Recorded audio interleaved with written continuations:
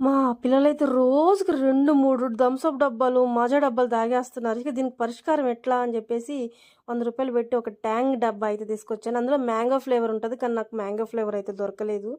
So, ఇక వీళ్ళని మాయ జేసేసాను. ఏం చేశాను తెలుసా? అదిగోండి ఒక 2 లీటర్లు నీళ్లు పోసేసుకున్నాను. ఒక పావు కేజీ చక్కెరేసేసాను. ఆ ట్యాంగ్ పౌడర్ అనేది నాకు ఆరెంజ్ ఫ్లేవర్ దొరికింది. అసలు యాక్చువల్ అయితే మ్యాంగో ఫ్లేవరు కానీ నాకు దొరకలేదు. ఒక 2, 3 స్పూన్‌లేసేసుకున్నాను. బాగా చిలకొట్టేసి ఇదిగో సేమ్ యాజ్ టీజ్‌గా మనకి మ్యాంగో జ్యూస్ లాగుంటదనమాట. కొంచెం టేస్ట్ వేరే ఉంది. ఎందుకంటే ఇది ఆరెంజ్ ఫ్లేవర్ కాబట్టి.